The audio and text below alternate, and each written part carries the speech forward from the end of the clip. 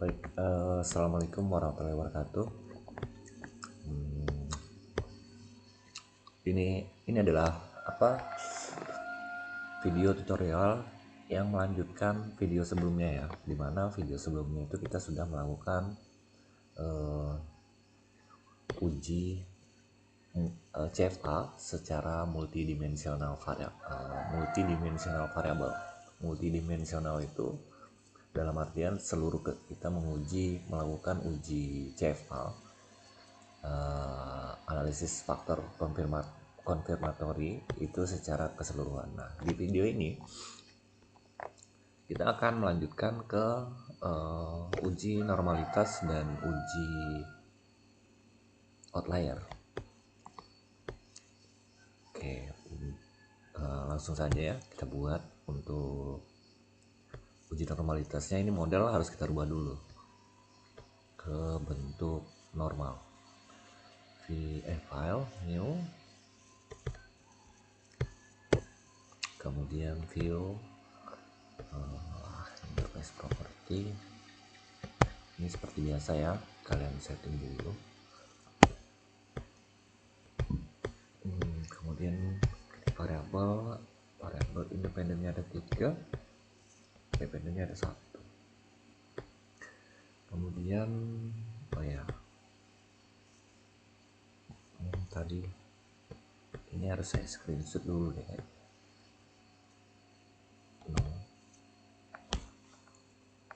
Saya screenshot dulu biar nggak balik-balik.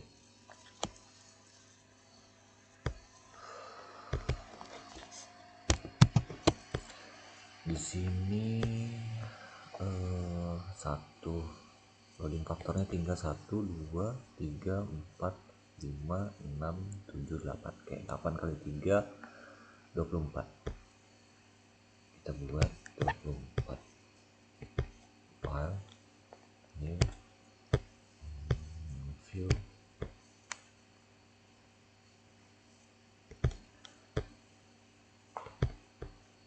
landscape legal play. Oke, di sini kita buat saja variabel independennya ada 2. Saya harap suara saya jelas ya, karena ini saya buatnya subuh-subuh, nggak ada suara yang lain nih kecuali suara saya. Kemudian tadi loading faktornya atau pertanyaan ya, jumlah pertanyaannya itu setiap variabel ada 8. 2, 3, 4, 5, 6, 7, 8. 1, 2, 3, 4, 5, 6, 7, 8. 1, 2, 3, 4, 5, 6, 7, 8. Oke, sudah. Kemudian ini saya rapikan dulu.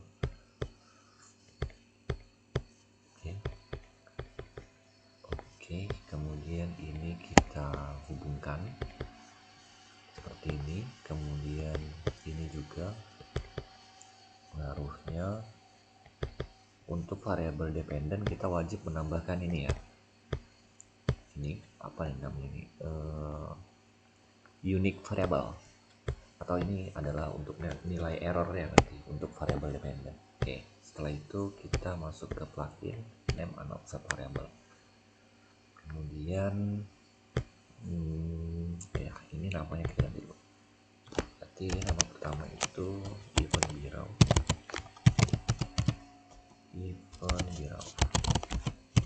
Ingat jangan pakai spasi. Klik saja di sini. Kemudian event zero pertumbuhan UMKM.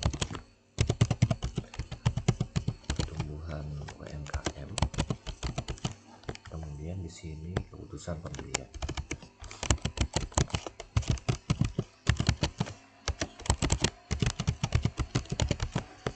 Oke, kalau sudah kita close. Kemudian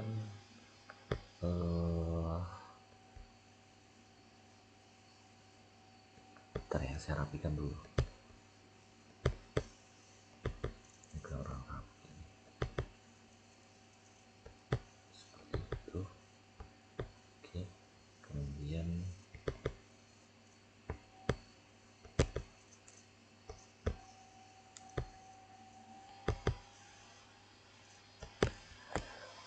title-nya di sini fontnya 16.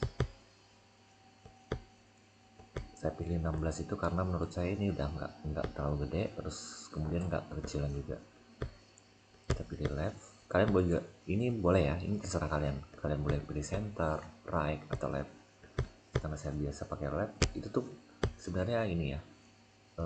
Astaga, lupa. Isinya belum kan? Isinya belum.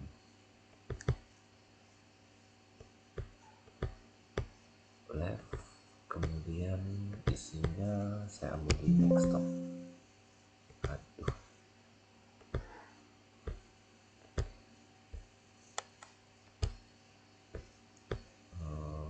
Goodness of it, ini saya copy.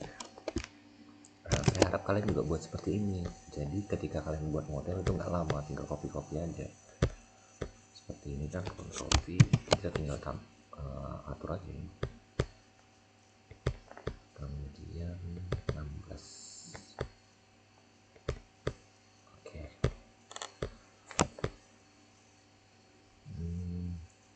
Nah, saya pilih left itu sebenarnya poinnya itu supaya ini bisa digeser-geser seperti ini. Kalau misalnya kalian tidak ubah itu, ini nggak akan bisa kalian geser gambarnya ini. Ini saya rapiin dulu, mana itu CMD nya terlalu masuk. Oke, sudah. Kemudian di sini saya pause dulu ya, saya skip dulu. Kita masuk ke data SPSS. Kita perlu menghapus karena data yang tadinya kita sudah hapus di uji multidimensional itu tidak akan kita gunakan lagi. Jadi kita masuk ke lembar SPSS. Ini saya skip dulu. Oke, kita sudah masuk kembali ke sini. Kemudian tadi screenshotnya saya tampilin dulu, saya bagi dua ya. Ini maksud saya yang di data yang di SPSS ini kita hapus saja. Dihapus maksudnya yang di sini sudah kita hapus. Di sini juga perlu kita hapus, di SPSS kita hapus. Yang di AMOS itu berarti data yang kita hapus yang pertama kali itu adalah I kedua P2. I2 P2. Nah, ini kita hapus, kita sesuaikan aja. Clear. Karena ini sudah kita tidak gunakan lagi. Supaya enak juga kita inputnya ke AMOS, nggak keliru-keliru gitu ya. Kemudian I2 P3. I2 P3. I2 P3 ini ya. Clear. Kemudian I3 P3. I3 P3 kita clear juga. Kemudian I4 P2. I4 P2 ini clear. Oke, lakukan seluruhnya ya, untuk variabel keputusan pembelian juga perkembangan UMKM juga. Jadi saya skip aja supaya tidak terlalu lama recordnya. Oh iya, untuk lebih mudah biar nggak pusing lihatnya, kalian ngapusnya dari sini aja ya, di variabel, di kolom variabel view. Tadi X1 nya sudah, kemudian X2. Oke, kalau sudah selesai dihapus, kemudian ini di save dengan nama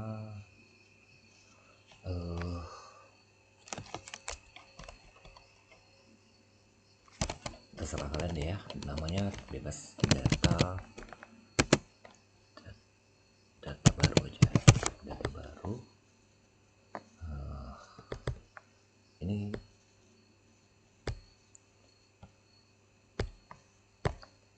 oke, sudah. Kemudian kita masuk ke AMOS. Kemudian ini sudah. Sekarang kita ambil datanya, data yang sudah kita simpan tadi menggunakan SPSS. Nah, ini data baru. Oke, open. Oke, kemudian ditampilkan. Nah, ini ya kan, kalau misalnya begini, ini udah tinggal data yang harus kita gunakan. Maksudnya tidak ada lagi data yang tidak dipakai di sini ya. Oke, silakan dimasukkan satu-satu seperti ini.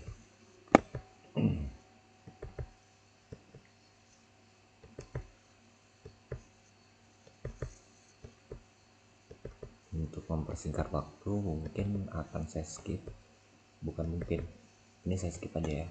Nah, silakan dimasukkan keseluruhan datanya. Oke, coba kalian perhatikan ya, susunannya silakan sesuaikan sama gambar ini atau model ini. Yang di atas X1 I1 P1 sampai dengan I4. Nah kemudian di bawah I1 mulai dari sebelah kanan kita sesuaikan sama angka error supaya nanti tampilannya rapi. Nah seperti ini. Kalau yang Y kan sudah berurutan 17 ke bawah, jadi kita mulai dari I1 sampai I4. Kemudian output view, kemudian analysis property ke outputnya kalian checklist di standard estimate, modification indices, sama test for normality. Oke, kalau sudah ini kita save file, save as uji normalitas, uji outlier dan normalitas. Oke, ini saya buat new karena ini udah video ketiga saya buat ini, karena salah ya, ini dia ada benar nih kayaknya. Oke, kemudian setelah itu kita calculate estimate, kita jalankan. Nah di sini kalian perlu masuk ke bagian output ini ya, view text. Biar cepat kita klik view text, kemudian kita masuk ke nih assessment of normality.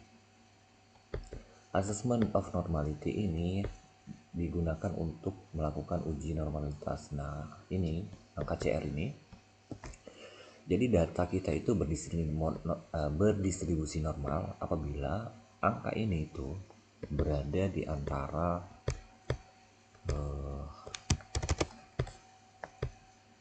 saya kerjain dulu, di antara minus 2,58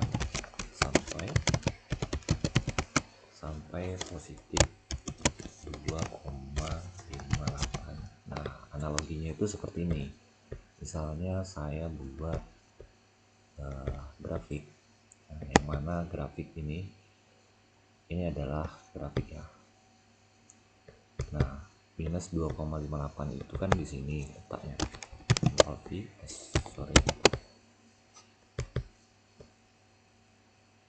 Saya buat aja minus 2,58. Di sini positif 2,58. Nah data kita itu akan dikatakan normal apabila dia berada di range di dalam ini. Entah misalnya dia di sini, Pak, data saya itu minus 1 misalnya, atau Pak saya dapat angkanya positif 2,0. Nah, berarti kan dia masih berada di range ini, artinya data kita itu normal. Nah kalau di grafik itu kan di grafik kurva itu kan di sini ada garis tengahnya. Nah biasanya di sini ini ada garis tengah, yang mana di garis tengah ini angkanya 0.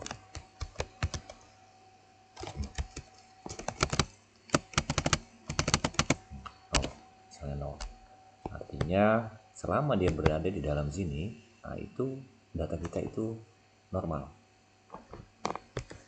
Pak kalau misalnya hasilnya 2,59 misalnya, nah ini kan sudah di luar nih, ini udah di luar range ini, berarti ini nggak normal. Atau Pak data saya dapat minus 3 misalnya, udah ini nggak normal. Artinya saya jelaskan seperti itu untuk menjelaskan yang ini. Nah ketika ini kan gede banget ini, positif 68. padahal yang dikatakan normal harus di antara 2,58 tadi itu. Nah sekarang kita cek dulu, ketika kita buang data outlier, maka ini nanti akan mengecil nih yang 68 nih. Kenapa sih ini kenapa muncul besar, Pak? Karena terdapat banyak data outlier di pada data penelitian kita atau data yang kita olah, terdapat banyak data outlier. Nah sekarang gimana kita mengetahui data outlier? Caranya kita masuk Excel, kemudian di sini kita nih di sini kalian ketikkan sama dengan CHI. Nah ini dia CHIINV. Nah ini kalian klik 2 kali, kemudian ini kan di sini keterangannya kita harus memasukkan angka probability, kemudian kita masukkan angka degree of freedom ini ya. Probability-nya 0, saya 0, nya pakai titik 0,001. Setiap jenis Excel itu biasanya beda-beda, ada yang pakai titik atau ada yang pakai koma. Nanti kalian coba aja. Kalau misalnya pakai titik nggak mau, kalian pakai koma yang biasa ya, ini maksudnya. Sebentar, ini saya beresin dulu deh. Nah degree of freedom-nya ini kita hitung tadi. Degree of freedom-nya berarti jumlah pertanyaan ini atau loading factor sejumlah 24. Ini pertanyaan pada event Biro itu kan 8 kali 3 24. Nah 24 kita masukkan ke dalam Excel. 24 kita tutup, kemudian enter. Nah seperti itu ya. Jadi maksud saya tadi itu kan saya buat 0,001, komanya saya pakai titik. Ada juga Excel yang maunya 0,001, kemudian di belakangnya itu nanti kalian pakai titik koma, seperti itu ya. Oke kita lanjut. Sekarang di sini berarti data yang lebih besar daripada 51,17 ini adalah data outlier. Ini saya copy dulu ke Word.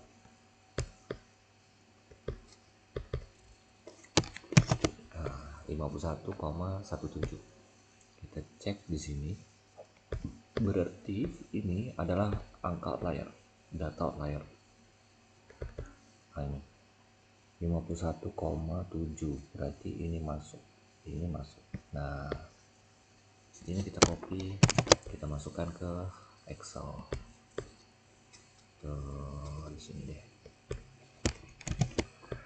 Nah, ini adalah nomor urut responden ya. Nah, caranya menghapus, kita hapus data di SPSS. Kita mulai dari data yang paling bawah dulu. Kenapa kita lakukan yang paling bawah dulu? Karena ketika kita hapus, nanti datanya itu naik. Seperti ini ya contohnya. Nih. 100 berapa tadi? 167. Oke. 167.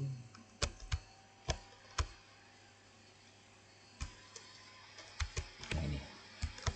Ketika kita hapus yang 167, nanti otomatis 168 itu naik. Nah seperti itu, makanya kita hapusnya dari bawah dulu. 167 clear. Oke, kemudian ini sudah kita hapus. Kemudian yang kedua 149, kemudian 140, 138, 149, 149. Aduh, so cek lagi dua aja deh. Ini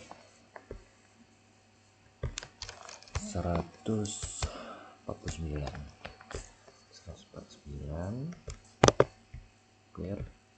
Kemudian 140 clear. 138 clear.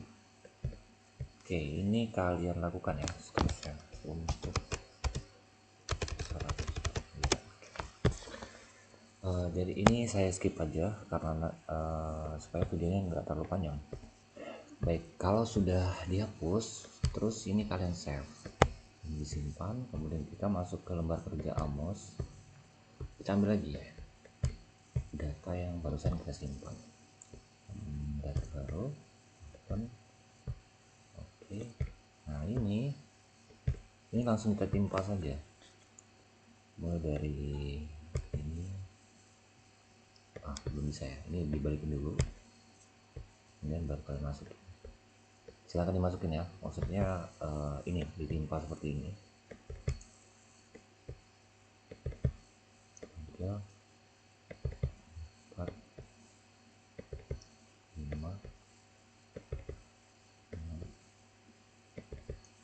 7, 8. Oke, silahkan kalian lanjut, ini saya skip. Oke, setelah ditimpa kemudian kita calculate lagi. Oke, kita jalankan, kita lihat outputnya di coba kita lihat assessment of normality. Nah ini kan kurang nih, mengecil ya. Ketika kita hapus data outlier, maka ini dia mengecil. Oke, kemudian kita lihat lagi di mahal ngebis desain. Di sini masih ada lagi data yang lebih besar daripada 51, 51,17.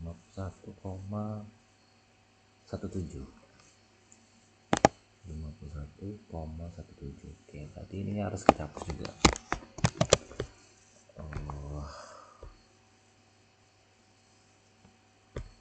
Saya taruh di samping ini.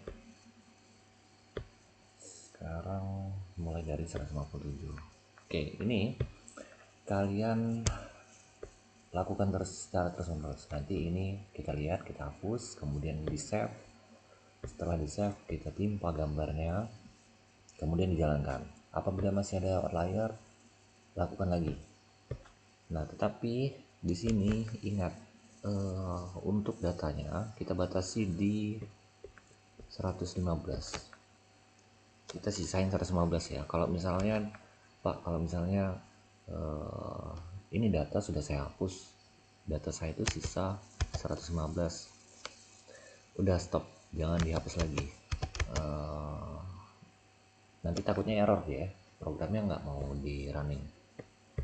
Jadi gimana tuh? Ini nih, kita coba di data ini aja biar nggak bingung. Oke, ini saya hapus dulu ya. Saya skip sampai saya dapat data yang normal. Nah, jadi ini ya maksud saya tadi itu. Di sini data kita tinggal berapa nih? Tinggal 119. Sedangkan yang mau dihapus ini masih banyak ini. Ini ada berapa ini? 1, 2, 3, 4, 5, 6, 7, 8, 9, 10. Kalau kita hapus 10 lagi, berarti datanya sisa 109. Sisa 109. Nah, itu maksud saya tadi itu. Jangan sampai datanya kurang dari 115. Coba ya, ini saya hapus dulu. Berarti ini yang boleh dihapus sisa 1, 2, 3, 4, sisa 4 data. Saya hapus yang paling gede, ini saya skip dulu. Nah, jadi seperti ini. Tadi yang saya hapus tuh ada 4, responden nomor urut 97, kemudian 83, 52, dan 50. Sudah, saya tidak melanjutkan untuk menghapus. Coba kita lihat ya hasilnya. Kemarin saya sudah buat itu, saya sisain 114. Ketika saya running itu dia nggak mau. Atau kalau 115 dia mau nggak ya? Sepertinya mau sih. Saya kemudian terus Pak, itu berarti data kita masih ada yang outlier. Iya, kenapa sih data kita outlier itu? Data kita itu mengandung outlier itu kalau misalnya kalian menyebarkan kuesionernya itu secara online, tidak tatap muka. Jadi pada saat itu kita tidak tahu apakah mood orang atau responden kita itu lagi bagus atau tidak. Nah, itu yang membedakannya tuh. Kalau misalnya kita nyebarin kuesioner secara offline, itu kita lihat tuh orangnya lagi nyantai, lagi moodnya lagi bagus. Kita tanyain pasti dia jawab. Dia pasti jawab dengan jujur. Nah, ketika moodnya tidak baik, kita kasih kuesioner, nanti dia jawabannya ngaco. Dia jawabnya tuh sembarangan gitu loh. Nah, maka dari jawaban yang sembarangan itulah yang menyebabkan data kita ini mengandung outlier. Nah, seperti itu. Ini udah saya set tadi ya. Oke, saya skip dulu ya. Data yang sudah saya set ini saya masukin lagi ke Amos. Oke, datanya sudah saya masukkan, sudah saya timpa. Coba kita calculate estimate. Apakah dia masih bisa dirun? Oh, masih bisa. Oke, kita jalankan. Oke, jadi seperti ini ya. Berarti di sini data kita itu tuh masih belum normal, malah dia kembali ya 61,8. Ini karena terlalu banyak data outlier nih. Jadi datanya itu nggak normal. Tuh data outlier-nya juga masih banyak. Ini kan seharusnya dihapus nih. Tetapi ketika kita hapus ini, nanti programnya nggak bisa dijalankan. Kenapa? Karena datanya sedikit. Maka dari itu Amos itu butuhnya itu paling tidak 150 atau 200 gitu, 200 data, 200 responden baru, supaya yang mengantisipasi ini ketika dia datanya tuh kurang dari 115 tuh dia nggak mau dijalankan. Nah, ini tombol merah ini dia nggak merah seperti itu ya. Jadi inilah hasil akhir kita mengenai uji outlier dan uji normalitas. Berarti datanya gimana Pak? Nggak, datanya nggak normal dong. Iya, datanya nggak normal karena ini sebenarnya kalau misalnya mengacu pada aturan yang baku, ketika datanya tidak normal maka tidak bisa kita lanjutkan ke proses selanjutnya. Begitu juga mengenai data outlier, ketika data kita masih mengandung outlier itu sebenarnya kita belum bisa maju ke tahap selanjutnya seperti itu. Nah, karena ini untuk latihan kalian, jadi nggak masalah ya. Data ini mengandung datanya masih ada outlier, kemudian datanya juga belum normal. Coba kita teruskan saja pengolahannya ke tahap selanjutnya. Berarti kita masuk ke tahap uji validitas dan uji reliabilitas. Oke, mungkin sampai situ penjelasannya untuk uji normalitas dan uji outlier. Silakan kalian praktekkan ya. Selamat mencoba. Saya akhiri. Assalamualaikum warahmatullahi wabarakatuh.